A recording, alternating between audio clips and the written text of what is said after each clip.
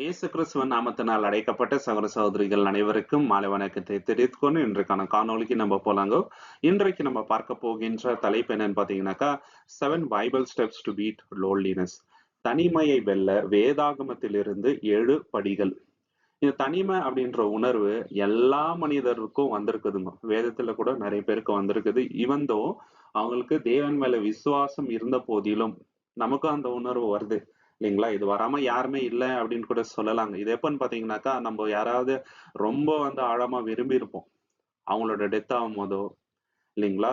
நம்ம வேலையை ரொம்ப நம்பியிருப்போங்க. அந்த வேலையை வச்சு நம்மளோட ஃபியூச்சரை நம்ம ஸ்டேபிளைஸ் பண்ணியிருக்கலாம் அப்படின்னு சொல்லிட்டு அந்த வேலையை விட்டு போகும்போது நாளைக்கு என்ன பண்ணணும் அப்படின்ற அந்த யோசனை நம்ம மனசுல ரொம்ப ஆழமா வரும். இப்போ என்ன ஆகுதுன்னு பாத்தீங்கன்னாக்கா, தனிமையா இருக்கிறன்ற அந்த உணர்வு வந்துருங்க. சாத்தான் என்ன பண்றான் அந்த சமயத்துல, ஆமா நீ தனியா தான் இருக்கிற, உனக்கு ஹெல்ப் பண்றதுக்கு யாரும் இல்ல அப்படின்ற ஒரு சிச்சுவேஷன்ல கொண்டு வந்துடுறாங்க. இதனால தான் நிறைய பேருக்கு ஸ்ட்ரெஸ், டிப்ரெஷனு இந்த மாதிரி ஓவர் திங்கிங் ப்ராப்ளம் வந்துருதுங்க. சரிங்களா? வெவ்வேறு காரணங்கள்னால இந்த தனிமையின் உணர்வு நம்மளுக்கு வருது. ஆனா நமக்கு அது வரக்கூடாதுங்க ஆக்சுவலி. ஏன்னா நம்ம தேவனுடைய பிள்ளைகள். பிராக்டிக்கலா இத நம்ம எப்படி வெல்லலாம் வேதத்தை வச்சு அப்படின்றதுதான் இந்த காணொளியில நம்ம பார்க்கலாங்க. ஃபுல் அண்ட் ஃபுல் வேத வசனத்தின் வச்சே நம்ம நம்ம பார்க்கலாங்க. முதலாவது என்னன்னு பாத்தீங்கன்னாக்கா, தேவன் கூட நம்ம ரொம்ப ஸ்ட்ராங்கான ஒரு ரிலேஷன்ஷிப் பில்ட் பண்ணணும். இந்த உலகத்துல யாரோட ரிலேஷன்ஷிப்கெல்லாம் நம்ம ரொம்ப வேல்யூ கொடுக்குறோம் இல்லைங்களா?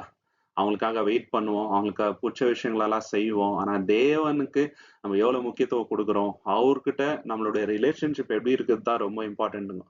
நமக்கும் அவருக்கும் ரிலேஷன்ஷிப் ரொம்ப ஸ்ட்ராங்கா இருந்துச்சுன்னு வச்சுங்களேன், தனிமையின் உணர்வு வராது. ஏசு கிறிஸ்துவ உதாரணத்துக்கு எடுத்துக்கணும்னாக்கா, அவரோட லைஃப்ல எவ்வளவு கஷ்டமான சூழ்நிலைகள் வந்துச்சு. நிறைய பேர் உதாசீனப்படுத்துறாங்க, கேவலப்படுத்துறாங்க, அவமானப்படுத்துறாங்க. ஆனாலும் தேவன் என் கூட இருக்கிறார் அப்படின்ற அந்த உணர்வு அவர்கிட்ட இருந்துச்சுங்க. அவர் ஓப்பனா சொல்றாரு, எப்போதுமே தேவன் என் கூட தான் இருக்கிறார் அப்படின்னு சொல்லிட்டு. ஏன்னா நான் அவருக்கு பிடிச்ச காரியங்களை தான் செய்யறேன். அவருக்கு அந்த தனிமையின் உணர்வு வரலங்க சகோதர சகோதரி. சோ நம்மளும் தேவன் கூட இருக்கிற அந்த ரிலேஷன்ஷிப் ரொம்ப ஸ்ட்ராங் பண்ணிக்கணும்னு வச்சுங்களேன், நம்மளுடைய தனிமையின் உணர்வு வராது. சோ எப்படி பிராக்டிக்கலா இதை பண்ணலாம், தேவனுக்கும் நமக்கும் இருக்கின்ற உறவை எப்படி நம்ம ரொம்ப ஸ்ட்ராங் பண்ணிக்கலாம் அப்படின்னு பாத்தீங்கன்னாக்கா, மார்னிங் எந்திரிச்ச உடனே ஜெபத்தோட தான் நம்ம ஆரம்பிக்கணும். ஒரு நாள் ஃபுல்லு தேவன் நம்மள கண்மணி போல பாதுகாத்து நைட்டு நல்ல தூக்கம் கொடுத்திருப்பாரு. மார்னிங் எழுந்திரிச்ச உடனே நம்ம அவருக்கு நன்றி சொல்லி ஜெபம் பண்ணி அந்த நாள் ஆரம்பிச்சோன்னு வச்சுங்களேன், நமக்கும் தேவனுக்கும் இருக்கின்ற அந்த ரிலேஷன்ஷிப் ரொம்ப ஸ்ட்ராங் ஆகும். தேவன் நம்ம கூட இருப்பாரு, வழி நடத்துவாரு. ஹோலி ஸ்பிரிட் மூலியமா ஏராளமான கைடன்ஸ் நம்மளுக்கு கொடுப்பாருங்க. சங்கீதம் 5:3 நம்ம பார்க்கிறோம். சாம் சாப்டர் 5:3 கர்த்தாவே காலையில் என் சத்தத்தை கேட்பீர், காலையில் உமக்கு எதிராக என் வேண்டுதலை ஒழுங்குபடுத்தி காத்திருக்கின்றேன். காலைதோறும் என்னோட சத்தத்தை நீங்க கேட்பீங்க தேவனே அப்படின்றாரு. சோ மார்னிங் என்ன பண்றாரு, ஜெபம் பண்றாருங்க சங்கீதக்காரர். நம்மளும் பண்ணோம். இப்படி பண்ணாம நமக்கும் தேவனுக்கு இருக்கின்ற அந்த ரிலேஷன் ஸ்ட்ராங் ஆகாதுங்க. இப்ப நம்ம ஒருத்தரை லவ் பண்றோம்னு வச்சுங்களேன், எப்பயாவது ஒரு தடவை தான் அவங்க கிட்ட நம்ம போய் பேசுறோம். வாரத்துல ஒரு தடவை தான் பேசுறோம்னு வச்சுங்களேன், அந்த ரிலேஷன்ஷிப் ரொம்ப ஸ்ட்ராங் ஆகாதுங்க. நம்ம அவங்களுக்கு இம்பார்ட்டன்ஸ் கொடுக்குறோம்னாக்கா, அவங்க கிட்ட எப்போதுமே பேசிட்டு இருக்கணும், நல்ல கம்யூனிகேஷன் இருக்கணும். இந்த மாதிரி தான் தேவன் கிட்டங்க ஸ்ட்ராங்கா இருக்கணும் நம்மளுடைய கம்யூனிகேஷன். வெறும் ப்ரேயர் பண்ணணும்ட்டு மட்டும் இல்லைங்க. ப்ரேயர் ரொம்ப ரொம்ப இம்பார்ட்டன்டா. நம்ம பேசினே இருக்கலாங்க தேவன் கிட்ட. ஒரு ஃப்ரெண்டு கிட்ட பேசுற மாதிரி நம்ம பேசலாம் இல்லைங்களா? யோசுவா 1:8 வசனத்துல என்ன சொல்றாருனாக்கா, வேத வசனத்துக்கு ரொம்ப ரொம்ப இம்பார்ட்டன்ஸ் கொடுக்கணும். இது ரொம்ப நம்மளுக்கும் தேவனுக்கும் ஸ்ட்ராங்கான ரிலேஷன்ஷிப் இருக்கணும்னு வச்சுங்களேன், வேத வசனத்தை படிச்சுட்டே இருக்கணும். ஏன்னா அதன் மூலியமா தேவன் நம்ம கிட்ட பேசுறாருங்க. ப்ரேயர் பண்ணும்போது நம்ம தேவன் கிட்ட பேசுறோம். இப்ப பைபிள் படிக்கும் போது தேவன் நம்ம கிட்ட பேசுறாரு. அந்த ஒரு விஷயத்தை இழந்துடக்கூடாது நம்ம லைஃப்ல இல்லைங்களா? டெய்லி அவர் நம்ம கிட்ட என்ன சொல்றாரு, அந்த இன்ஸ்ட்ரக்ஷன் படி நம்ம வாழணும்ட்டு முயற்சி எடுத்துட்டே இருக்கணுங்க சகோதர சகோதரி. வேத வசனத்துக்கு இம்பார்ட்டன்ஸ் கொடுக்காம நம்மளோட லைஃப் செம்மையா ஆகாதுங்க. ஆவிக்குரிய வளர்ச்சி அடைய முடியாது. ஆவிக்குரிய கனிகள் கொடுக்க முடியாதுங்க. தேவனை இன்னும் பெட்டரா நம்ம அண்டர்ஸ்டாண்ட் பண்ணிக்க முடியாது இல்லைங்களா? ஒருத்தர்கிட்ட நம்ம பேசும்போதுதான் அவங்கள பெட்டரா நம்ம அண்டர்ஸ்டாண்ட் பண்ணிக்க முடியும். அவங்க மைண்ட் எப்படின்னு நம்ம புரிஞ்சுக்க முடியும். தேவன் எப்படின்னு புரிஞ்சுக்கணும்னாக்கா பைபிள் படிச்சாதான் உண்டு. வேற வழி இல்லைங்களே. அதனால தாங்க யோசுவா 1:8 வசனத்துல ஜோஷுவா 1:8, இந்த நியாயப்பிரமாண புத்தகம் உன் வாயை விட்டு நீங்காது இருக்கட்டும், நீ அதிலே எழுதியிருக்கிறபடி எல்லாம் கவனமாக கை கொள்ளும்படிக்கு இரவும் பகலும் அதை குறித்து தியானித்து கொண்டிரு. அப்பொழுதே நீ உன் வழியை செவை பண்ணி நல்ல புத்தி உள்ளவனாக இருப்பாய். பாத்தீங்களா? உன்னோட லைஃப் வந்து ப்ராஸ்பரா இருக்கும். உன்னோட வழி வந்து செம்மையா இருக்கும். தேவன் உன்னை வழி நடத்துவாரு. தேவனுக்கும் நமக்கும் இருக்கின்ற அந்த பாண்டிங் ரொம்ப ஸ்ட்ராங் ஆகும். எப்படி? பைபிளுக்கு ரொம்ப இம்பார்ட்டன்ஸ் கொடுக்கணும். பேசேஜ் அட்லீஸ்ட் ஒரு பேசேஜ் ஆவது டெய்லி நம்ம வந்து படிக்கணும். தேவன் கிட்ட பேசிட்டே இருக்கணுங்க. இல்லைங்களா? இப்போ யாரும் இல்ல வீட்டுல, இல்லைங்களா, தனியா உட்காந்து இருக்கிறோம்னாக்கா தேவன் கிட்ட பேசலாம். தேவனே, சாப்பாடு கொடுத்தீங்க, உங்களுக்கு நன்றி அப்பா. தவறான சில யோசனைகள் வருது தகப்பனே, தனியா இருக்கும் போது நீங்க எனக்கு கூட இருங்க தகப்பனே. நீங்க என்ன பார்த்துட்டே இருக்கிறீங்கப்பா. நான் இந்த மாதிரி யோசிக்க கூடாது தகப்பனே, நீ என் கூட இருங்க. எப்படி உங்களுடைய ஊழியக்காரங்க கூட இருந்தீங்களோ என் கூட இருங்கப்பா அப்படின்ட்டு தேவன் கிட்ட பேசிட்டே இருக்கலாம். இல்லைங்களா? இது வந்து சங்கீதம் 62:8, சாம் சாப்டர் 62:8, ஜனங்களே எப்பொழுதும் அவர் மேல் நம்பிக்கை வையுங்கள், உங்கள் இதயத்தை அவர் முன் ஊற்றுங்கள், தேவன் நமக்கு அடைக்கலமானவர். பாத்தீங்களா? இதயத்தை என்ன பண்ணாங்களாம்? தேவன் கிட்ட ஊற்றணும்னு. சில சமயம் வந்து ரொம்ப அன்சேவரியா நம்மளுக்கு பிடிக்காத சில கசப்பான சம்பவங்கள் லைஃப்ல ஆகும். அப்ப தனியா உட்காந்துன்னு இருக்கும்போது அழுந்துட்டு நம்ம வந்து டிப்ரெஷனுக்குள்ள போக கூடாதுங்க. தேவன் கிட்ட போய் நம்ம மனசுல இருக்கிறதெல்லாம் ஊற்றிடணும். அப்போ அவர் நமக்கு ஒரு புது பலனை கொடுக்குறாரு. இல்லைங்களா? ஸோ நெக்ஸ்ட் நம்ம என்ன பண்ணலாம்னாக்கா, ஒரு ஜேர்னல் வந்து மெயின்டைன் பண்ணணும். ஒரு குறிப்பு, என்னெல்லாம் நம்ம வந்து ஜெபம் பண்ணோம், தேவன் எதுக்கெல்லாம் வந்து ஆன்சர் பண்ணியிருக்கிறாரு இந்த வருஷம். சில பேர் வந்து இத ரொம்ப செம்மையா மெயின்டைன் பண்றாருங்க. இல்லைங்களா? ஆனா நம்ம என்ன பண்ணோங்க, மெயின்டைன் பண்ணணும். அப்பதான் வந்து தேவன் எவ்வளவு பெரியவர்ன்றத நம்ம உணரலாம். மெயின்டைன் பண்ணாம விட்டுட்டாக்கா நம்மளுக்கு அந்த நினைவு வராது. ஸோ இது ரொம்ப ரொம்ப இம்பார்ட்டன்டான ஒரு விஷயங்க சகோதர சகோதரி. ஆபக்குக் 2ஆம் அதிகாரம் 2வது வசனத்துல, ஆபக்குக் 2:2ல, அப்பொழுது கர்த்தர் எனக்கு பதிலளித்து தரிசனத்தை எழுதி வைத்து அதை பலகையிலே தெளிவாக எழுதுவாயாக, அதை படிப்பவன் ஓடும்படிக்கு என்று சொன்னார். பாத்தீங்களா? தெளிவா எழுதி வை தரிசனத்தை அப்படின்றாருங்க ஆபக்குக் தீர்க்கதரிசிக்கு. ஏன்னாக்கா இதை பாக்குறவங்க புரிஞ்சுக்கிட்டோம்.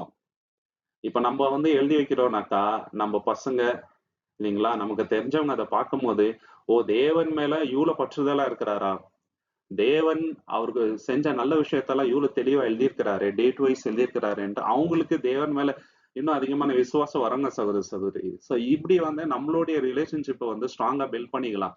அந்த லோன்லினஸ் ஃபீலிங் நமக்கு வராதுங்க சகோதர சகோதரி. அடுத்து நம்ம செய்ய வேண்டியது என்னன்னு பாத்தீங்கன்னாக்கா, தனியா இருக்கும் போது யாரும் இல்லைன்ற அந்த ஃபீல் வரும்போது என்ன பண்ணானாக்கா, தேவனை துதிச்சு பாட்டு பாடலாம். அது மட்டும் இல்லாம அந்த பாடல்களை கேட்கலாங்க. இல்லைங்களா? தேவனோட பாடல் கேட்கும் போது நமக்கு ஒரு புத்துணர்ச்சி வருதுங்க. இல்லைங்களா? தவறான தாட்ஸ் வருது இல்ல. தேவன் எவ்வளவு பெரியவர் அப்படின்றத நம்ம உணரலாம். அவர் நம்ம மேல வைத்திருக்கிற அன்பை அந்த பாடல் வரிகள்ல வந்து நம்ம வந்து உணரலாம். கொலோசியர் 3:16 இதைத்தான் சொல்றாருங்க. கொலோசியன்ஸ் 3:16, கிறிஸ்துவின் வார்த்தை உங்கள் உள்ளங்களில் மிகுதியாக வாசம் பண்ணட்டும், நீங்கள் எல்லா ஞானத்தோடும் ஒருவருக்கு ஒருவர் போதித்து அறிவுறுத்தி சங்கீதங்களினாலும் ஸ்தோத்திரங்களினாலும் ஆவிக்குரிய பாடல்களினாலும் உங்கள் இதயங்களில் கர்த்தருக்கு கிருபையோட பாடுங்கள். பாத்தீங்களா? இதயங்கள சங்கீதங்கள் ஞான பாடல்கள்னாலும் கர்த்தரை வந்து துதிச்சு பாடுங்க அப்படின்றாரு. இது பிராக்டிக்கலா நம்ம வந்து செய்ய வேண்டிய காரியங்கள் தினந்தோறும். இப்படி பண்ணும்போது நமக்கும் தெய்வனுக்கு இருக்கிற அந்த ரிலேஷன்ஷிப் ரொம்ப ஸ்ட்ராங் ஆகும். லோன்லியா இருக்கிறோன்ற அந்த எண்ணம் வராதுங்க. இல்லைங்களா? அதை விட்டுட்டு சும்மா நம்ம வந்து உட்காந்துட்டு எதையோ யோசிச்சுட்டு இருந்தோம்னு வச்சுங்களேன், சாத்தான் வந்து நம்ம மைண்ட்ல வந்து விளையாடுவாங்க. இல்லைங்களா? சாத்தானோட கோல் என்னன்னாக்கா, நம்ம வந்து தேவனுக்கு விரோதமா சிந்திக்கணும், நம்மளுக்கு யாரும் இல்லைன்ற உணர்வு நம்ம மனசுல வந்து வர வைக்கணும் அப்படின்றதுதான் சாத்தானோட எண்ணங்க. இதுக்கு நம்ம வந்து இடம் கொடுக்க கூடாது. 2வது விஷயம் என்னன்னு பாத்தீங்கன்னாக்கா, நன்றி உணர்வை வளர்த்து கொள்ள வேண்டுங்க. Practise gratitude. தேவனுக்கு எப்போதுமே நன்றி சொல்லிட்டே இருக்கணுங்க. தேவனுக்கு மட்டும் இல்ல, நமக்கு யாராவது சின்ன உதவி பண்ணா கூட அவங்களுக்கு எப்போதுமே நன்றி சொல்லணும். இதை வந்து பிராக்டிக்கலா தினசரி எப்படி நம்ம பண்ணலாம் அப்படின்னு பாத்தீங்கன்னாக்கா, 3 விஷயங்கள் வந்து நம்ம டெய்லி எழுதலாம். எதுக்கெல்லாம் வந்து தேவனுக்கு நம்ம நன்றி சொல்லலாம் அப்படின்னு சொல்லிட்டு. இல்லைங்களா? அது ஆயிரக்கணக்கான விஷயங்கள் இருக்குங்க. டாப் 3 வந்து நம்ம நோட் பண்ணி வச்சுக்கலாம். இது என்ன பண்ணுதுனாக்கா, நமக்குள்ள வந்து ஒரு நன்றி உணர்வை வந்து வளர்க்க வைக்கணும். இல்லைங்களா? எவ்வளவு விஷயங்கள் தேவன் நமக்கு செஞ்சுட்டே வருவார் தினசரி.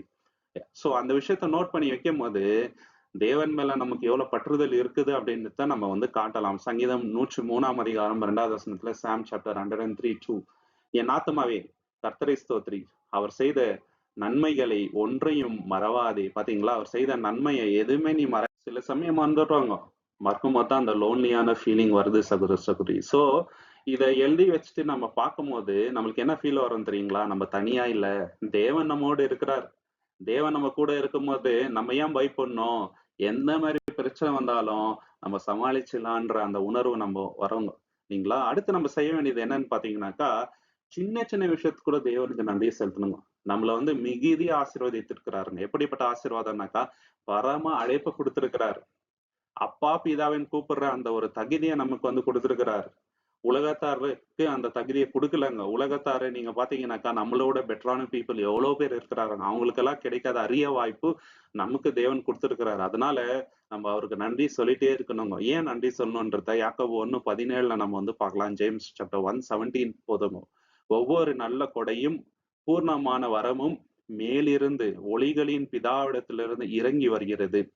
அவரிடத்தில் மாறுதல் இல்லாது திரும்புகிற நிழலும் இல்லை. பாத்தீங்களா? எல்லா நல்ல ஈவும் யார்கிட்ட இருந்து வருதுங்க? ஜோதிகளின் பிதா இடத்துல இருந்து தான் நமக்கு வருது. அதனால எப்போதுமே நம்ம என்னங்க அவர்ட்ட நன்றி சொல்லிட்டே இருக்கணுங்க. அடுத்து நம்ம என்ன பண்ணணும்னாக்கா, யாராவது நமக்கு ஹெல்ப் பண்ணும்போது, பிரதர், சிஸ்டர்ஸ், ஃப்ரெண்ட்ஸ் யாரா இருந்தாலும் நம்ம அவங்களுக்கு நன்றி சொல்லிட்டே இருக்கணுங்க. மறந்துடக்கூடாது. இல்லைங்களா? சின்ன உதவியா இருந்தா கூட மறந்துடக்கூடாதுங்க. அப்போ நம்மளுக்கு என்ன வருதுனாக்கா, பாத்தீங்களா? தேவன் அவர் மூலியமா ஒரு ஹெல்ப் பண்ணாரு எனக்கு. தேவன் எவ்வளவு பெரியவரு. எல்லா விதத்திலும் தேவன் எனக்கு உதவி பண்ணிட்டு தான் இருக்கிறாரு அப்படின்ற அந்த தாட்ஸ் நம்ம மைண்ட்ல ஓடிட்டே இருக்குங்க. 1 தெசலோனிக்கர் 1ஆம் அதிகாரம் 2வது வசனத்துல, ஃபர்ஸ்ட் தெசலோனியன் சாப்டர் 1 வெர்ஸ் 2ல நாங்கள் உங்களை எல்லோரையும் நினைத்துக் கொண்டு எப்பொழுதும் தேவனுக்கு ஸ்தோத்திரம் சொல்கின்றோம். எங்கள் ஜெபங்களில் உங்களை நினைவு கூறுகின்றோம். பாத்தீங்களா? உங்க எல்லாருக்காகவும் தேவனை வந்து நம்ம தேங்க் பண்றோம் அப்படின்ட்டு அப்போஸ்தலனாகிய பவுல் சொல்றாருங்க. நம்ம எந்த அளவுக்கு தேங்க் பண்ணியிருக்கிறோம். ஏன்னா நம்மளுடைய ரிலேஷன்ஷிப்ஸ் எல்லாமே தேவன் கொடுத்ததுங்க. அப்பா, அம்மா, நம்மளுடைய ஒய்ஃப், ஹஸ்பண்டா இருக்கலாம், பசங்களா இருக்கலாம், இல்லைங்களா? க்ளோஸ் ஃப்ரெண்ட்ஸா இருக்கலாம். எல்லாமே வந்து தேவன் கொடுத்தது. அதுக்கு நம்ம எப்போதுமே தேவனுக்கு நன்றி செலுத்திட்டே இருக்கணும். அது மட்டும் இல்லாம நம்ம என்ன பண்ணணும்னாக்கா, நெகட்டிவ் தாட்ஸ் வந்து மைண்ட்ல இருந்து எடுத்துட்டு எப்போதுமே வந்து தேவனுக்கு நன்றி சொல்லிட்டே இருக்கணும். இது வந்து நம்ம பண்ணிட்டே இருந்தோம்னு வச்சுக்கோங்களேன், நெகட்டிவான ஃபீல் நம்ம லைஃப்ல வந்து வராது. அதனால தான் பிலிப்பியருக்கு எழுதும்போது பவுல் என்ன சொல்றாருனாக்கா, 4ஆம் அதிகாரத்துல, நீங்க வந்து தவறான எண்ணத்தை விட்டுட்டு எது வந்து நல்ல எண்ணங்களோ அதை மட்டும் யோசிங்க அப்படின்றாருங்க. முடிவாக சகோதரரே, சத்தியமானவை எதுவோ, கண்ணியமானவை எதுவோ, நீதியானவை எதுவோ, சுத்தமானவை எதுவோ, இனிமையானவை எதுவோ, நற்பேரை கொண்டு வருவது எதுவோ, எது நல்லொடுக்கமும் புகழையும் இருந்தால் அவைகளையே சிந்தித்துக் கொள்ளுங்கள் அப்படின்றாருங்க. எது வந்து நல்லதோ, எது வந்து பாசிட்டிவோ அதுவே யோசிங்க அப்படின்றாருங்க. இந்த மாதிரி தாட்ஸ் நம்ம லைஃப்ல இருக்கும்போது நெகட்டிவான ஃபீலிங் நம்ம லைஃப்ல வராதுங்க. தனிமையா இருக்குன்ற அந்த உணர்வு வராதுங்க சகோதர சகோதரி. அடுத்து நம்ம செய்ய வேண்டியது என்னன்னு பாத்தீங்கன்னாக்கா, எப்படி வந்து ஒரு நாளை ஜெபத்தோட ஆரம்பிக்கிறோமோ, ஜெபத்தோடவே முடிக்கணுங்க. நன்றி சொல்லணுங்க தேவனுக்கு. ஒரு நாள் ஃபுல் தேவன் நம்மளை காப்பாத்தி இருப்பாரு. ஆபத்துல இருந்து காப்பாத்தி இருப்பாரு. ஃபுட்டு கொடுத்திருக்கிறாரு. துணி, இருக்கிற இடம் எல்லாமே வந்து தேவன் கொடுத்தது. அதனால நன்றி சொல்லாம நம்ம வந்து தூங்கக்கூடாதுங்க. சங்கீதம் 4ஆம் அதிகாரம் 8வது வசனத்துல, சாம் சாப்டர் 4:8ல, கர்த்தாவே, நீர் ஒருவரே என்னை பாதுகாப்பாக வாசம் பண்ண வைக்கிறீர். ஆகையால் நான் சமாதானமாக படுத்து நித்திரை செய்வேன். பாத்தீங்களா? நீர் ஒருவரே என்னை பாதுகாப்பாக வைத்து, அதனால நான் தூங்குறதுக்கு முன்னாடி உங்களுக்கு நன்றியை செலுத்துவேன் அப்படின்ட்டு நன்றியை செலுத்திட்டு தூங்குறாருங்க. இல்லைங்களா? நம்மளும் அதே மாதிரி பண்ணுங்க சகோதர சகோதரி. அப்படி பண்ணும்போது தேவனுக்கும் நமக்கும் இருக்கின்ற பாண்டிங் ரொம்ப வந்து பெருகும். அந்த லோன்லியான ஃபீலிங் வராது. 3வது விஷயம் நம்ம செய்ய வேண்டியது என்னன்னு பாத்தீங்கன்னாக்கா, எப்போதுமே ஆவிக்குரிய சகோதர சகோதரிகள் கூட கனெக்டடா நம்ம வந்து இருக்கணுங்க. ஐசோலேட் ஆயிட்டு தனியா போயிட்டு இருக்கணும்ன்ற அந்த விருப்பம் இருக்கக்கூடாதுங்க. நான் தனியாவே இருந்துடுறேன், அப்படியெல்லாம் வந்து நம்ம ஆவிக்குரிய வளர்ச்சி அடைய முடியாது. அப்படி இருக்க முடியாது. ஏன்னா தேவன் என்ன சொல்றாருங்க, மனுஷன் தனிமையா இருப்பது நல்லதல்லன்றாரு. இல்லைங்களா? சில சமயம் வந்து நம்ம தனியா இருக்கலாம். எப்போதுமே நம்ம வந்து தனியா இருக்க முடியாதுங்க. ஏன்னா நம்மளுக்கும் சில ஃபீலிங்ஸ் இருக்கும். அந்த மத்தவங்ககிட்ட நம்ம வந்து ஷேர் பண்ணணும். அதே மாதிரி அவங்களும் வந்து நம்ம கிட்ட சில விஷயங்கள சொல்லுவாங்க. அதையும் நம்ம வந்து கேட்கணும். இது வந்து கிவ் அண்ட் டேக்குங்க. மத்தவங்கள நம்ம வந்து ஊக்கப்படுத்தணும். அவங்க வந்து நம்மள ஊக்கப்படுத்துவாங்க. நமக்கு தெரிஞ்ச விஷயங்கள மத்தவங்கள்ட்ட நம்ம ஷேர் பண்ணலாம். எல்லா சகோதர சகோதரிக்கும் யாராவது ஒருத்தர் ரொம்ப க்ளோஸா இருப்பாங்க. எல்லா விஷயத்தையும் ஷேர் பண்ற அளவுக்கு. ஸோ அந்த மாதிரி நம்மளுடைய ஃபெலோஷிப்ப வந்து வளர்த்துக்கணுங்க. அப்படி நம்ம இருந்தோம்னு வச்சுக்கங்களேன், லோன்லியான ஃபீலிங் வராதுங்க சகோதர சகோதரி. ப்ராவர்ப்ஸ் சாப்டர் 27:17 நீதிமொழிகள் 27:17 என்ன சொல்றாருனாக்கா, இரும்பை கூர்மையாக்குகிறது, அதுபோல் மனிதன் தன் நண்பனின் முகத்தை கூர்மையாக்குகின்றார். பாத்தீங்களா? ஒரு இரும்பு எப்படி ஒரு இரும்பை வந்து கூர்மையாக்குதோ அதே போலதான் ஒரு நண்பன் இன்னொரு நண்பனை வந்து கூர்மையாக்குவார். அதனால நம்ம ரெகுலரா ஒருத்தர்கிட்ட எப்போதுமே பேசிட்டே இருக்கணும் இல்லைங்களா? ஒரு பிரதரோ ஒரு சிஸ்டரோ நம்ம ரொம்ப க்ளோஸா இருக்கவங்க கிட்ட ஆவிக்குரிய விஷயத்த பத்தி, நம்மளுடைய பர்சனல் லைஃப பத்தி, ஏன்னா அவங்க நல்லா மெச்சூர்டா இருந்திருப்பாங்க இல்லைங்களா? இந்த மாதிரி சுச்சுவேஷன்ல இருந்து அவங்க கடந்து வந்திருப்பாங்க. அவங்க கிட்ட நம்ம என்ன பண்ணலாங்க? கவுன்சிலிங் கேட்கலாங்க. அதுக்காக தான் தேவன் வச்சிருக்கிறாரு எல்லாரையும். நம்ம தனியா எல்லாம் பண்ணிடலாம்னு நினைச்சோம்னு வச்சுங்களேன், ரொம்ப ரொம்ப தப்பு. ஏன்னா எல்லா விஷயமும் எல்லாருக்கும் தெரியாதுங்க. தேவன் என்ன பண்றாரு? அத வந்து பகிர்ந்து குடுக்குறாரு. சோ நம்ம யாருக்காவது ஒருத்தர்கிட்ட எப்போதுமே கான்டாக்ட்ல இருக்கணுங்க. அடுத்து வந்து எபிரேயர் 10:25 என்ன சொல்றாருனாக்கா, சபை கூடுதலை நம்ம வந்து விட்டு விடக்கூடாது. சிலர் அத விட்டு விடுகிறது போல நம்ம விடக்கூடாது இல்லைங்களா? ஏன்னா சபை கூடுதல்னால தான் நம்ம ஒருத்தர் ஒருத்தர் என்கரேஜ் பண்ணி, ஒருத்தர் ஒருத்தர் நம்ம வந்து குரோ ஆக முடியும். சத்தியத்த வந்து இங்க கேட்டு இல்லைங்களா? ஆலோசனை சொல்லி நம்ம வளர முடியுங்க. நாட்கள் வந்து ரொம்ப சமீபமா இருக்குது. இந்த உலக முடிவிற்கு. சோ அதிகமா வந்து சபை கூடுதல் பண்ணுன்னு தான் வந்து சொல்றாருங்க. இது ரொம்ப ரொம்ப அவசியங்க. இல்லன்னு வச்சுங்களேன், கண்டிப்பா வந்து லோன்லியான ஃபீலிங் வந்து வரும் சகோதர, சகோதரி. இல்லையா? சோ அது மட்டும் இல்லாம, நம்மளால முடிஞ்ச அளவுக்கு சபையில வந்து நம்ம ஏதாவது ஒரு பங்கெடுத்து வந்து செய்யலாங்க. நம்மளால முடிஞ்சது. எது நம்மளுக்கு முடியுதோ அத வந்து செய்யலாங்க. ரோமர் 12:5ல, ரோமன் சாப்டர் 12 வெர்ஸ் 5ல அப்படியே நாமும் அநேகராய் இருந்தாலும் கிறிஸ்துவுக்குள் ஒரே உடலாக இருக்கின்றோம். ஒவ்வொருவரும் ஒருவருக்கொருவர் உறுப்புகளாய் இருக்கின்றோம். பாத்தீங்களா? நம்ம எல்லாம் வந்து ஒரே சரீரமா இருக்கிறோம். அதனால வந்து நம்மளால முடிஞ்ச வேலைகளை வந்து நம்ம செய்யலாங்க. இல்லைங்களா? அடுத்து நம்ம செய்ய வேண்டியது விஷயம் என்னன்னு பாத்தீங்கன்னாக்கா, தனிமையா இருப்பதை வந்து அவாய்ட் பண்றதுக்கு நம்மளோட ஃபீலிங்ஸ வந்து சொல்லலாங்க. யார்கிட்ட சொல்லலாம்னாக்கா, யார வந்து நம்ம ரொம்ப நம்புறோமோ, நம்மளுக்கு யார் ரொம்ப க்ளோஸா இருக்கிறாங்களோ, ஆவிக்குரிய சகோதர சகோதரி கிட்ட நம்ம வந்து இத ஷேர் பண்ணலாங்க. ஏன்னா அவங்க நம்மளுக்காக ஜெபிப்பாங்க. நம்மளுக்கு நல்ல கவுன்சிலிங் குடுப்பாங்க. இல்லைங்களா? நம்மளுக்கு கேர் பண்ணுவாருங்க. நம்ம மனசுலயே அத வச்சுட்டு இருந்தோம்னு வச்சுக்கங்களேன், அந்த வடு வந்து ஜாஸ்தியாயிட்டே இருக்கும். எப்போ அந்த பாரத்த மத்தவங்கள்ட்ட நம்ம எடுத்து வைக்கிறோமோ, அப்ப என்ன ஆகுதுங்க, நம்மளுக்கு கொஞ்சம் லகுவாகுது. இயேசு கிறிஸ்துவே என்ன சொன்னாருங்க, வருத்தப்பட்டு பாரம் சுமக்கிறவங்களே நீங்க எல்லோரும் என்கிட்ட வாங்கன்றார். அதே போல கலாத்தியர் 6:2ல பவுல் என்ன சொல்றாருனாக்கா, ஒருவரின் பாரங்களை மற்றொருவர் சுமந்து கொள்ளுங்கள். இவ்விதமாக கிறிஸ்துவின் நியாயப்பிரமாணத்தை நிறைவேற்றுங்கள். ஒருத்தரோட பாரத்த இன்னொருத்தர் வந்து சுமங்க அப்படின்றாரு. நெக்ஸ்ட் நம்ம செய்ய வேண்டிய விஷயம் என்னன்னு பாத்தீங்கன்னாக்கா, மீனிங்ஃபுல்லா மத்தவங்கள்ட்ட நம்ம கான்வர்சேஷன் வச்சுக்கணுங்க. இல்லைங்களா? இப்ப ஃபோன் பண்றோம் ஒரு சகோதர சகோதரி கிட்ட, ஆவிக்குரிய விஷயமாக நல்ல விஷயமாக நம்ம வந்து பேசணும். அதனால வந்து ஒரு பிரயோஜனம் இருக்கணுங்க. ஒரு எடிஃபிகேஷன் இருக்கணுங்க. பக்தி விருத்தி அடையும்படி வார்த்தைகளை வந்து நம்ம பேசணும். எபேசியர் 4:29 இதுதான் சொல்றாரு. எபேசியன்ஸ் 4:29ல எதுவும் தீமையான வார்த்தைகளை உங்களிடத்தில் வெளிவரக்கூடாது. எல்லா நல்ல வார்த்தைகளும் ஆவிக்குரிய கட்டுரைப்பதற்காக இருக்கட்டும். அது கேட்பவர்களுக்கு ஆசீர்வாதமாக இருக்கட்டும். பாத்தீங்களா? அது எப்படி இருக்கட்டும்? ஆசீர்வாதமா இருக்கட்டும். அந்த வார்த்தைகள் அவங்க வந்து ஆவிக்குரிய விஷயத்துல வளரட்டும். தவறான வழியில அவங்க போற மாதிரி இருந்தா கூட, நம்ம பேசுற வார்த்தைகளை கேட்டு அவங்க திருப்பி நல்வழியில வந்துடணுங்க. அந்த மாதிரி நம்ம வந்து பேசணுங்க. அவங்கள்ட்ட ஏதாவது ஒரு மிஸ்டேக் கண்டுபிடிச்சுட்டு, அவங்கள குற்றம் சாட்டுறது நம்மளுடைய வேலை இல்லைங்க.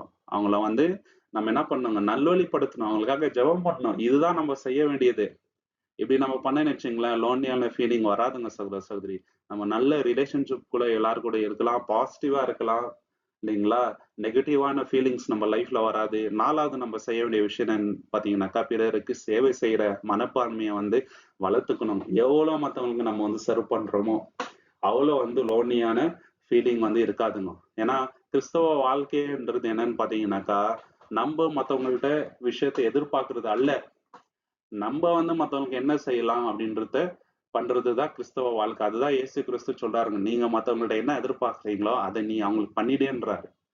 சோ இத வந்து நம்ம பண்றதுக்கு முழு மூச்சா இருக்கணுங்க. இது பண்ண பண்ண இயேசு கிறிஸ்துவ போல நம்ம மாறிடுவோங்க. இதை எப்படி பிராக்டிக்கலா நம்ம செய்யலாம் அப்படின்னு பாத்தீங்கன்னா, நம்ம லைஃப்ல யாராவது கஷ்டத்துல இருக்கிறாங்க, அவங்களுக்கு தேவை இருக்குதுனாக்கா நம்மளா போயிட்டு வந்து உதவி செய்யணுங்க. அவங்க கேட்கட்டும், கேட்ட பிறகு நம்ம பண்ணலாம் அப்படின்னு சொல்லிட்டு நினைக்க கூடாது. நம்மளா போயிட்டு வந்து செய்யணும். இது ரொம்ப முக்கியமான விஷயம். நீதிமொழிகள் 19:17 Proverbs chapter 19 verse 17லங்க. தரித்திரருக்கு கருணை காட்டுபவன் கர்த்தருக்கு கடனாகவே கொடுக்கின்றான். பாத்தீங்களா? தரித்திரருக்கு உதவி செஞ்சா அது தேவனுக்கு கொடுக்குற மாதிரி. இயேசு கிறிஸ்து கூட 2வது என்ன சொல்றாருங்க, நான் பசியா இருந்தேன், நீங்க எனக்கு ஆகாரம் கொடுத்தீங்க. நான் வந்து ட்ரெஸ் இல்லாம இருந்தேன், நீங்க எனக்கு ட்ரெஸ் கொடுத்தீங்க. இந்த மாதிரி சொல்லிட்டே வராருங்க. அப்படிப்பட்டவங்கள வந்து ஆசீர்வதிக்கிறாரு.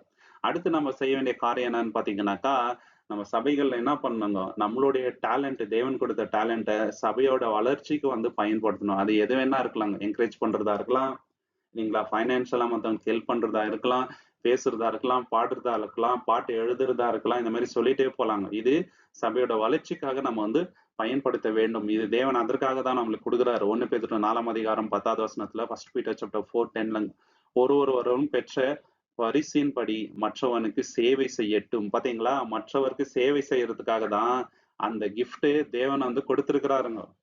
இத வந்து நம்ம மறந்துடக்கூடாதுங்க. அது எந்த டேலண்டா இருந்தா கூட, அது மத்தவங்களுக்கு வந்து பிரயோஜனம் இருக்கணுங்க. அடுத்து நம்ம செய்ய வேண்டியது என்னன்னு பாத்தீங்கன்னாக்கா, மற்றவர்களை ஊக்கப்படுத்த வேண்டும். Encourage summon. நம்ம லைஃப் வந்து மத்தவங்களுக்கு ஒரு என்கரேஜ்மென்ட்டா இருக்கணுங்க. இல்லீங்களா? நம்மள பார்த்து அவங்களுக்கு பயம் வந்துரக்கூடாது. நம்ம பேசுற விதத்திலேயே அவங்களுக்கு என்னங்க என்கரேஜ்மென்ட் வரணுங்க. அவங்க லைஃப்ல ஏதோ ஒரு துக்கம் ஆயிடுச்சு. நம்ம போயிட்டு என்ன பண்ணணுங்க? ஊக்கப்படுத்தணுங்க. பிரதர் கவலைப்படாதீங்க. தேவன் நம்ம கூட இருக்கிறாரு. எதுக்கு பயப்படுறீங்க? எனக்கும் அந்த பிரச்சனை வந்துச்சு. தேவன் என் கூட இருந்தார் அப்படின்னு நம்ம பேசுறது எப்படி இருக்குது? அத விட்டுட்டு நம்ம போயிட்டு, இதெல்லாம் ரொம்ப கஷ்டம் பிரதர். இதுல இருந்தெல்லாம் வெளிய வர்றது ரொம்ப கஷ்டம் அப்படின்னு சொல்லிட்டு இப்படி பேசுறது எப்படி இருக்குதுங்க? இது 2த்துக்கும் ரொம்ப பெரிய வித்தியாசம் இருக்குது. இல்லீங்களா? நம்ம சபையில கூட எத்தனையோ பேருக்கு வந்து ஹெல்த் இஷ்யூஸ் இருக்குதுங்க. ஹாஸ்பிட்டல்ல அட்மிட் ஆயிட்டு இருந்தாங்க.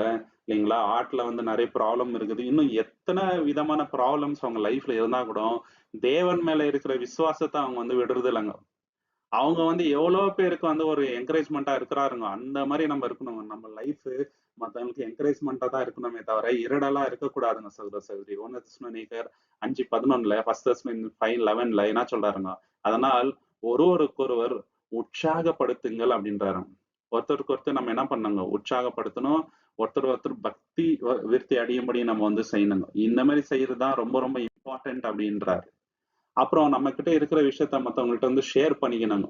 இல்லைங்களா? ஷேர் பண்றதுக்காக தான் தேவன் நம்மள வந்து அழைத்திருக்கிறார். ஆதி சபையில நம்ம பார்க்கும் பொழுது, அவங்க வந்து இது எந்து, இது உந்து அப்படின்ற எண்ணம் இல்லங்க. எல்லாமே வந்து ஷேர் பண்ணிக்கினாங்க. அப்போ ஒருத்தருக்கு குறைச்சல் வரல. அதே மாரி நம்ம இருக்கணுங்க. எபிரேயர் 13:14 என்ன சொல்றாங்க? ஹீப்ரூஸ் 13:16 நல்ல செயல்களை செய்யவும், பகிர்ந்து கொடுக்கவும் மறக்காதிருங்கள். பாத்தீங்களா? பகிர்ந்து கொடுக்க நீங்க மறக்காதீங்க. ஷேர் பண்ணிக்கங்க ஒருத்தர் ஒருத்தரு. அப்போ வந்து லோன்லியா இருக்கிற ஃபீலிங் வராதுங்க. இல்லைங்களா? இப்ப கோவிட் டைம்ல கூட எவ்வளவு பேர் வந்து அவங்க கிட்ட இருக்கிற விஷயங்கள வந்து மத்தவங்கள்ட்ட ஷேர் பண்ணிக்கினாங்க. அது பணமா இருக்கட்டும், ட்ரெஸ்ஸா இருக்கட்டும், இல்ல ஃபுட்டா இருக்கட்டும். இதனால என்ன ஆச்சுங்க? ஒரு தைரியம் வந்துச்சு. நமக்குன்னு ஒருத்தவங்க இருக்கிறாங்க அப்படின்னு சொல்லிட்டு. இல்லைங்களா? அடுத்து ரொம்ப முக்கியமான விஷயம் நம்ம பண்ண வேண்டியது என்னன்னு பாத்தீங்கன்னாக்கா, ப்ரே ஃபார் அதர்ஸ். மற்றவங்களுக்காக ஜெபிக்க வேண்டும். யாக்கோபு 5:14 ஜேம்ஸ் சாப்டர் 5:16 உங்களின் பாவங்களை ஒருவருக்கொருவர் ஒப்புக்கொண்டு ஜெபம் செய்யுங்கள்.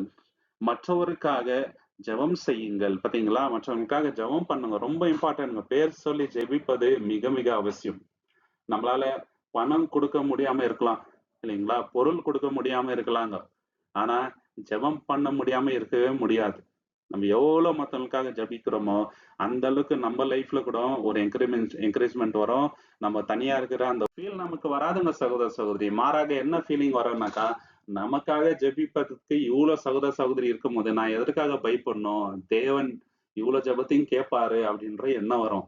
5வது விஷயம் என்னன்னு பாத்தீங்கன்னாக்கா, நமக்குன்ட்டு தேவன் ஒரு நோக்கத்தை வைத்திருப்பாருங்க. அது என்னன்றத நம்ம கண்டறியணும். இல்லைங்களா? எல்லாருக்கும் தேவன் வந்து ஒரு பர்ப்பஸ் வச்சிருக்கிறாருங்க. தெரியலன்ட்டு சொல்ல முடியாது. நான் வேதவசனம் படிக்கும்போது சத்தியத்தின் மூலியமாக தேவன் நமக்கு உணர வச்சுறாரு. இதுதான் உன்னுடைய லைஃபின் பர்ப்பஸ். சும்மா ஒண்ணும் அடைக்கல. இது உன்னுடைய நோக்கம். இப்படிதான் நீ வாழணும் அப்படின்ட்டு தெளிவா சொல்லிறாருங்க. நம்மகிட்ட இருக்கிற டேலண்ட்ட கண்டுபிடிக்கிறதுக்கு வேணா கொஞ்சம் டைம் எடுக்கலாம். ஆனா தேவன் எதற்காக நம்மள அழைத்திருக்கிறார் அப்படின்றது எல்லாருக்கும் வந்து வெளிப்படையா தேவன் வந்து சொல்லிட்டாருங்க. இல்லைங்களா? சோ அந்த நோக்கத்துக்காக நம்ம ஆடும்போது, லோன்லியான ஃபீலிங் நமக்கு வராதுங்க சகோதர சகோதரி. நம்மகிட்ட என்ன டேலண்ட் இருக்குதோ, அத வந்து ஐடென்டிஃபை பண்ணணும். சோ நெறைய சமயங்கள்ல என்ன ஆகுதுன்னு பாத்தீங்கன்னாக்கா, நம்மகிட்ட இருக்கிற தாளந்துங்கள நம்மளுடைய சகோதர சகோதரிகள் ஐடென்டிஃபை பண்ணிடுவாங்க. இல்லைங்களா? நீங்க நல்லா பாடுறீங்க, நீங்க நல்லா பேசுறீங்க, நல்லா சமைக்கிறீங்க, நல்லா ஊக்கப்படுத்துறீங்க. இதுல இன்னும் நீங்க வந்து அதிக கனிகள கொடுக்க நான் ஜெபம் பண்றேன் அப்படின்ட்டு சொல்றவங்க ஏராளமான பேருங்க. இல்லைங்களா? சோ இது வந்து ரொம்ப பெரிய ஒரு பர்ப்பஸ நம்ம லைஃப்ல கொண்டு வரும். தேவனுக்காக இந்த டேலண்ட்ட நம்ம வந்து பயன்படுத்தலாம் அப்படின்னு சொல்லிட்டு 1 கொரிந்தியர் 12:4 1 கொரிந்தியன் சாப்டர் 12:4 உடலில் பல வகையான பரிசுகள் இருப்பினும் ஆவி ஒன்றே. பாத்தீங்களா? தேவன் என்ன பண்றாருங்க? நமக்கு வெவ்வேறு விதமான கிஃப்ட் தராருங்க. ஒருத்தருக்கு பேசுறது, ஒருத்தருக்கு என்கரேஜ் பண்றது, வெவ்வேறு விதமான ஆவின் இது குடுக்குறாருங்க கிஃப்ட். ஆனா ஆவி வந்து ஒண்ணுதான். கிஃப்ட் தான் வெவ்வேறு. எல்லாருக்கும் ஒரே கிஃப்ட் குடுக்கறது இல்ல. எல்லாருக்கும் வெவ்வேறு கிஃப்ட் குடுக்குறாருங்க. சோ அந்த கிஃப்ட் தேவனுக்காக நம்ம பயன்படுத்தணுங்க சகோதர சகோதரி. அடுத்து நம்ம செய்ய வேண்டியது என்னன்னு பாத்தீங்கன்னாக்கா, தினசரி சின்ன ஒரு கோல் நம்ம லைஃப்ல வந்து வச்சுக்கணுங்க. நான் வந்து இத்தனை மணிக்கு எந்திரிப்பேன். ஜெபம் இத்தனை மணிக்கு பண்ணுவேன். பைபிள் இவ்வளவு சாப்டர்ஸ் வந்து நான் படிப்பேன். இன்னைக்கு யாராவது ஒருத்தர்கிட்ட இயேசு கிறிஸ்துவ பத்தி சுவிசேஷத்தை பத்தி நான் வந்து சொல்லுவேன். என்னோட டேலண்ட்டை வந்து நான் இதற்காக பயன்படுத்துவேன். என்கிட்ட இந்த மாதிரி பேட் ஹாபிட் இருக்குது. அதை நான் வந்து கண்ட்ரோல் பண்ணிக்குவேன். இந்த மாதிரி விஷயங்களை நான் வந்து பார்க்கறத அவாய்ட் பண்ணிக்குவேன். இந்த மாதிரி விஷயத்த வந்து நான் செய்யறத அவாய்ட் பண்ணிக்குவேன். நான் இந்த மாதிரி பீப்புள் கூட நான் பேசுவேன். இந்த மாதிரி விஷயத்த பேச மாட்டேன். இந்த மாதிரி டெய்லி வந்து கோல்ஸ் வச்சுக்கணும்னு வச்சுங்களேன், நம்ம லைஃப் வந்து செம்மையா இருக்குங்க. இல்லைங்களா? அப்போ நெகட்டிவ் தாட்ஸ் எல்லாம் நம்ம லைஃப்ல வராது. ப்ராவர்ப்ஸ் சாப்டர் 16 verse 3ல நீதிமொழிகள் 16ஆம் அதிகாரம் 3வது வசனத்துல உங்கள் காரியங்களை கர்த்தருக்கு ஒப்புக்கொடுங்கள், அப்பொழுது உங்கள் எண்ணங்களும் சிந்தனைகளும் நிறைவேற்றப்படும். பாத்தீங்களா? கர்த்தருக்கு ஒப்பு கொடுத்தா நம்மளுடைய சிந்தனைகள் ஏன்னாங்க தேவன் வந்து செம்மையா அதை வந்து நிறைவேற்றுவார். இதை வந்து நம்ம மறந்துடவே முடியாது. இல்லைங்களா? தேவன் கிட்ட எல்லாமே வந்து ஒப்பு கொடுக்க வேண்டும். அடுத்து நம்ம செய்ய வேண்டியது என்னன்னு பாத்தீங்கன்னாக்கா, 24 ஹவர்ஸ்ல எவ்வளோ ஆக்டிவிட்டிஸ் நம்ம பண்றோம். அது மீனிங்ஃபுல்லா இருக்கணுங்க. இல்லைங்களா? நம்மள வந்து ஒரு பெட்டர் பர்சனா மாற்றக்கூடியதாக விஷயங்களை வந்து நம்ம செய்யணும் சகோதர சகோதரி. டைமை வந்து வேஸ்ட் பண்ணக்கூடாது. அப்படி வேஸ்ட் பண்ணிட்டு தவறான காரியங்கள் செய்யும்போது தான் இந்த லோனியான ஃபீலிங்கு, இல்லைங்களா? தப்பான யோசனைகள் எல்லாம் வருது. பிரசங்கி 9:10 என்ன சொல்றாரு? எக்லேசியாஸ்டிஸ் சாப்டர் 9:10ல உன்னால என்ன பண்ண முடியுமோ அது உன் உயிர் இருக்கிறதுக்குள்ளே பண்ணிடு. ஏன்னா நீ போற அந்த பிரேத குழியில எதுவுமே பண்ண முடியாது அப்படின்றாருங்க. சோ நமக்கு இருக்கிற டைம் வந்து ரொம்ப லிமிட்டெட். அதனால தேவனுக்கு உகந்த காரியங்களை செய்ய நம்ம வந்து ஈடுபடணும். அடுத்து நம்ம செய்ய வேண்டியது என்னன்னு பாத்தீங்கன்னாக்கா, நம்ம எடுக்கிற ஒவ்வொரு ஸ்டெப்பு முன்னாடியே தேவன் கிட்ட இருந்து நம்ம கைடன்ஸ் எதிர்பார்க்கணும். வேதத்தின் அடிப்படையில நான் பண்றது கரெக்டா? நீதிமொழிகள் 3ஆம் அதிகாரம் 5, 6ல இதானே சொல்றாரு இல்லைங்களா? உன் வழிகள் எல்லாம் என்னங்க கர்த்தரை வந்து நினைத்துக்கொள், அப்போது உன்னோட பாதையை வந்து அவர் செவைப்படுத்துவார் அப்படின்ட்டு சொல்றாருங்க. நம்ம பாதை வந்து செவைப்படணும்னாக்கா கர்த்தர்கிட்ட வந்து நம்ம கேட்கணுங்க. நான் எடுக்க போற இந்த டிசிஷன் சரியா தேவனே, நீங்க என் வழி நடத்துங்கப்பா அப்படின்ட்டு. அடுத்து நம்ம செய்ய வேண்டிய காரியம் என்னன்னு பாத்தீங்கன்னாக்கா, நம்ம வந்து ஐடியலா இருக்கக்கூடாதுங்க. சும்மா உட்காரக்கூடாதுங்க. ஃப்ரீ டைம் கிடைச்சிச்சு அப்படின்னு சொல்லிட்டு உட்காந்துட்டு டிவி பார்த்துன்னுக்கிறது, இல்லைங்களா? என்டர்டைன்மெண்ட்ல போயிட்டு ஆளாயிருது, தேவையில்லாத காரியங்கள வந்து யோசிக்கிறது அப்படி இருக்கக்கூடாதுங்க. மீனிங்ஃபுல்லான விஷயங்கள நம்ம வந்து செய்யணுங்க. இல்லைங்களா? நம்மளுக்கு அது பிரயோஜனமா இருக்கணும். அந்த மாரி காரியங்கள செய்யணுங்க. அது ஆவிக்குரிய காரியமா இருந்தா ரொம்ப ரொம்ப நம்மளுக்கு பிரயோஜனமா இருக்கும். 2 தெசலோனிக்கேயர் 3:10 என்ன சொல்றாருனாக்கா பவுலு, ஒருத்தர் வேலைக்கு போலன்னா அவர் வந்து வீட்ல சாப்பிடக்கூடாதுன்றாருங்க. இல்லைங்களா? ஐடியலா இருக்கக்கூடாதுங்க. சும்மா இருக்கிறதுக்கு தேவன் நம்மள வந்து அழைக்கல சகோதர சகோதரி. நல்ல விஷயங்கள வந்து நம்ம செய்யணும். 6வது விஷயம் என்னன்னு பார்த்தீங்கன்னாக்கா, தேவன் நம்மோடு இருக்கிறார் அப்படின்றத நம்மளுக்குள்ளேயே நம்ம வந்து சொல்லிட்டே இருக்கணுங்க டெய்லி. இல்லைங்களா? அத மெடிடேட் பண்ணினே இருக்கணுங்க. வசனத்தின் மூலியமா நம்ம வந்து மெடிடேட் பண்ணினே இருக்கணும். தேவன் என் கூட தான் இருக்கிறாரு. எங்கேயுமே போல. எங்க அப்பா என் கூட தான் இருக்கிறாரு. அவரோட பரிசுத்த ஆவி என் கூட இருக்கிற வரைக்கும் தேவன் என் கூட தான் இருக்கிறாரு. நான் எதற்கு பயப்படணும்? என்னோட ஒத்தாசை பரலோகத்துல இருந்து வருது. நான் எதற்கு பயப்படணும்? அவர் கைவிடுறதுல இருந்து வாக்குத்தத்தம் குடுத்துருக்கிறார். நான் எதுக்கு பயப்படணும்? அப்படின்ற எண்ணத்தை நம்ம வளர்த்துக்கணுங்க சகோதர சகோதரி. ஏசாயா 41ஆம் அதிகாரம் 10வது வசனம், ஐசையா சாப்டர் 41:10 நம்ம லைஃப்ல இந்த வசனத்தை மறந்துடவே கூடாதுங்க. ஏன்னா தேவன் நம்மோடு இருக்கிறார் அப்படின்றதுக்கு ரொம்ப முக்கியமான வசனம் இது. பயப்படாதே, நான் உன்னுடன் இருக்கின்றேன். கவலைப்படாதே, நான் உன் தேவனாக இருக்கின்றேன். நான் உன்னை வலுப்படுத்துவேன். நிச்சயமாக உன்னை உதவுவேன். என் நீதியின் வலது கரத்தினால் உன்னை தாங்குவேன். பாத்தீங்களா? என்ன அருமையான வார்த்தை. நான் வந்து உன்னை விட்டு விலகுறது இல்ல, கைவிடுறதும் இல்ல. நீ பயப்படாத. நான் உன்னை பலப்படுத்துவேன் அப்படின்ட்டு தேவன் சொல்றாரு இல்லைங்களா? சோ இத வந்து மெடிடேட் பண்ணினே இருக்கணுங்க டெய்லி. தேவன் கொடுத்த வாக்குத்தத்தத்தை மெடிடேட் பண்ணுங்க. அப்போ நெகட்டிவ் ஃபீல்ஸ் வராது நம்ம லைஃப்ல. இல்லைங்களா? லோன்லியா இருக்கிற எண்ணம் வராது. இயேசு கிறிஸ்து கூட நீங்க பாத்தீங்கன்னாக்கா 40 நாள் என்னங்க உபவாசம் இருக்கிறாரு. அப்போ அவர் என்ன மெடிடேட் பண்றாரு? தேவனோட வசனங்கள்ல.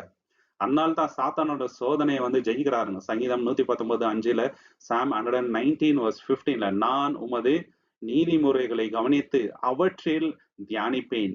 உமது வழிகளை மனதில் வைத்து காத்து கொள்ளுகிறேன். பாத்தீங்களா? எப்போதுமே நான் என்னத்தை தியானிக்கின்றேனாக்கா, உம்முடைய வசனங்களை தியானிக்கின்றேன்.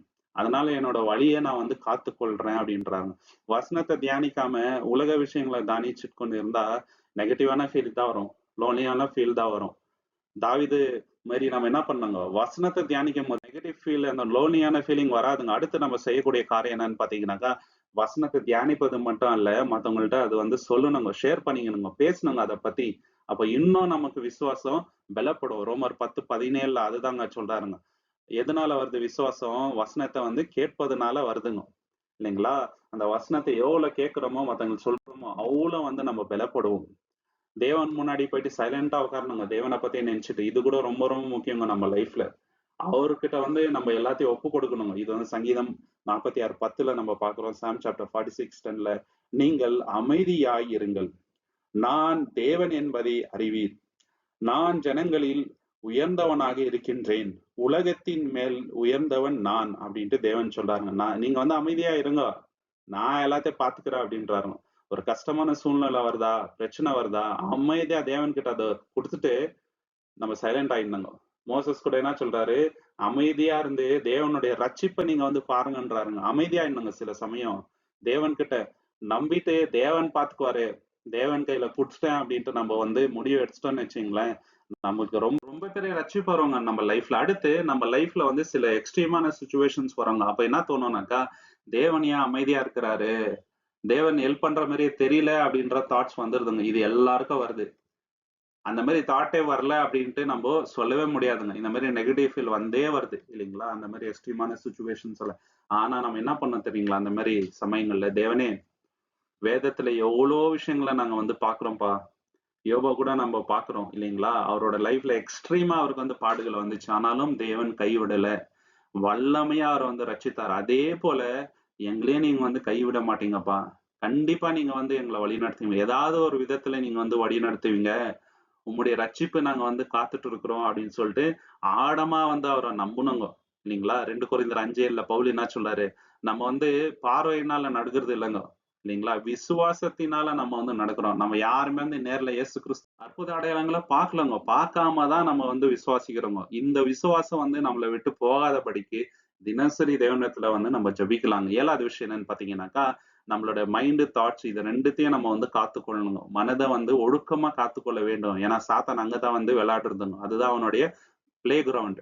இல்லைங்களா? நெகட்டிவான ஃபீல் வரும்போது, ஆமா நீ வந்து வீக் ஆகுற, உன்னால முடியாது, உனக்கு ஹெல்ப் பண்றதுக்கு யாரும் இல்ல அப்படின்னு சொல்லிட்டு நெகட்டிவான ஃபீல வந்து விதைக்குவான்.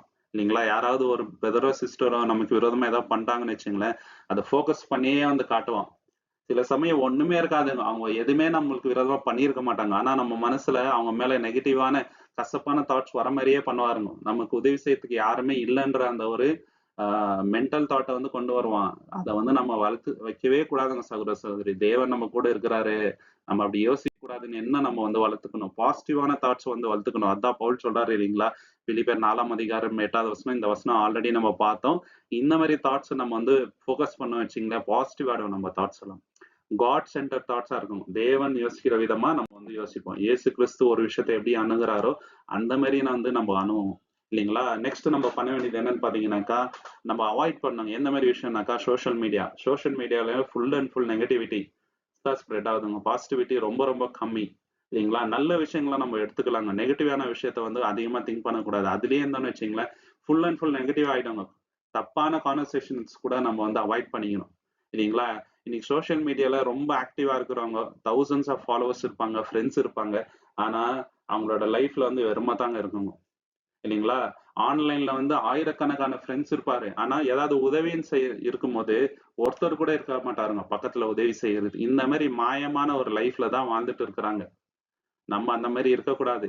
இல்லைங்களா? இதெல்லாம் அவாய்ட் பண்ணுங்க. நீதிமொழிகள் 4:23 என்ன சொல்றாரு? உங்களோட இதயத்தை நீங்க வந்து காத்துக்கொள்ளுங்க. ஏன்னா அதுல இருந்து தான் எல்லா விதமான நெகட்டிவான எல்லா நெகட்டிவான விஷயங்களும் வருது. அதை நீங்க காத்துக்கொள்ளுங்க அப்படின்றாருங்க. அடுத்து நம்ம செய்ய வேண்டியது என்னன்னு பாத்தீங்கன்னாக்கா, கவலைகள் இல்லாத மனுஷனே இல்லைங்க. அப்படி கவலை வரும்போது நம்ம செய்ய வேண்டிய காரியம் என்னன்னாக்கா, ஜெபம் பண்ணணும். ஜெபம் பண்றதா ஃபர்ஸ்ட் இருக்கணுங்க. இல்லைங்களா? நம்ம வந்து ஜெபம் பண்ணி தான் அந்த கவலையில இருந்து வெளியே வர முடியும். அப்படியே வர முடியாது. 1 பேதுரு 5:7 என்ன சொல்றாருங்க? உங்கள் எல்லா கவலைகளையும் அவர் மேல் ஏற்றுங்கள். அவர் உங்களை பராமரிக்கிறார். பாத்தீங்களா? Cast all the cares upon him. He careth for you. நம்மளுக்கு அவர் தாங்க கேர் பண்றாரு. சோ எல்லாமே அவர்கிட்ட கொண்டு போய் கொடுத்துடணுங்க.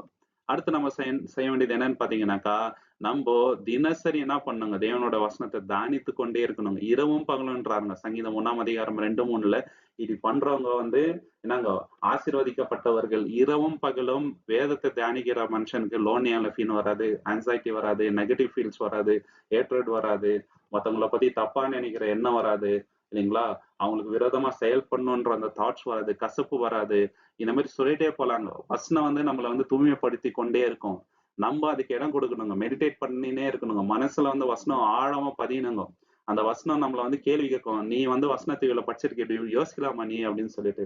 அப்போ என்ன ஆகும் நம்மளுக்கு? அந்த மாரி தாட்ஸ் வராம நம்மள வந்து தேவன் கண்ட்ரோல் பண்றாரு. வசனம் தான் நம்மள வந்து ஆளுகை செய்யணுங்க. அந்த வசனம் வந்து நம்மள ரூல் பண்ணணும் நம்ம இதயத்த. நெகட்டிவான தாட்ஸ் வந்து ரூல் பண்ணக்கூடாது. சோ அதுக்கு நம்ம இடம் குடுக்கக்கூடாதுங்க சகோதர, சகோதரி. அடுத்து நம்ம செய்ய வேண்டிய காரியம் என்னன்னு பார்த்தீங்கன்னாக்கா, நம்ம தனியா இருக்கும்போது, நம்ம என்ன பண்ணணும்னாக்கா, நெகட்டிவான ஃபீல்ஸ் வராத இருக்கும்படிக்கு தேவனுடைய ப்ராமிசஸ் இருக்கு தெரியுங்களா நம்ம லைஃப்ல. தேவன் என்ன சொல்லியிருக்கிறாரு? "உனக்கு நான் சமாதானத்த குடுக்குறேன். உனக்கு சந்தோஷத்த குடுக்குறேன்." இந்த மாரி ஏராளமான வாக்குத்தத்தங்கள் இருக்குதுங்க. அத வந்து நம்ம நினைவுக்கு வந்துட்டே மெடிடேட் பண்ணிட்டே இருக்கணுங்க. இத மெடிடேட் பண்ணலன்னு வச்சுக்கங்களேன், கண்டிப்பா நெகட்டிவான ஃபீல் நமக்கு வரும். இல்லீங்களா? இப்போ நெகட்டிவான ஃபீல்ஸ் வந்துட்டு இருக்குதுங்க. இல்லீங்களா? இப்போ சிலிண்டர் இல்ல நம்ம என்ன பண்ண முடியும்? பெட்ரோல் பிரைஸ் வந்து டபுள் ஆயிடுமோ? வேலை போயிடுமோ? லாக்டவுன் வந்துருமோ? அப்படின்ற கவலை நெறைய பேருக்கு இப்ப வந்து வந்துட்டு இருக்குது இல்லீங்களா? நம்ம அப்படி யோசிக்க கூடாதுங்க. நம்ம என்ன தெரியுமா யோசிக்கணும் இந்த சமயத்துல? எலியாவுக்கு காக்கா மூலியமா சாப்பாடு குடுத்த தேவன். இஸ்ரவேல் ஜனத்துக்கு மன்னா கொடுத்த தேவன் நம்மள கை விட்டுருவாரா? தேவன் எப்போதுமே நம்ம கூட இருக்கிறாரு. எந்த விதத்திலாவது தேவன் அவர நம்பிக்கிறவங்கள கைவிடவே மாட்டாரு. அவர வந்து நம்புன மனுஷன் வந்து வெட்கப்பட்டு போவதில்ல. சிங்கக்குட்டிகள் பட்டினி கிடைக்கும். ஆண்டவரை தேடுபவர்களுக்கு எதுவுமே வந்து குறைபடாது அப்படின்ட்டு வேதவசனம் சொல்லுது. நான் ஏன் பயப்படணும் அப்படின்ற தாட் வந்துரும். எப்ப தெரியுங்களா? இந்த ப்ராமிசஸ நம்ம வந்து நினைவு கூரும்போது, ஏசாயா 26:3ல என்ன சொல்றாருனாக்கா, உம்மை நம்பி இருக்கிற மனுஷனுக்கு பூரணமான சமாதானத்த நீங்க வந்து தரீங்கன்ட்டு. அந்த பூரணமான சமாதானம் எப்ப வருதுன்னா 100% நம்ம தேவனை நம்பும்போது தாங்க. இந்த மாதிரி காரியங்கள் செய்யறது மூலியமாக இந்த தனிமையின் உணர்வை வந்து நம்ம வெல்லலாங்க. தேவனுடைய பலத்தை பெற்றுக்கொண்டு தேவன் தாம இந்த வசனங்களை ஆசீர்வதிப்பாராக. உங்களுக்கு இந்த காணொளி பிடிச்சிருந்தா லைக் பண்ணுங்க, ஷேர் பண்ணுங்க, சப்ஸ்கிரைப் பண்ணுங்க. தேவனுடைய சித்தம் இருந்தால் கூடிய சீக்கிரம் இன்னொரு காணொளியில நம்ம எல்லோருமே சந்திக்கலாம். நீங்கள் கொடுக்கின்ற எல்லா ஆதரவுகளுக்கும் நன்றி. தேவனோட நாமத்துக்கு என்றென்றைக்குமே மகிமை உண்டாவதாக. Thank you so much. ஆமென்.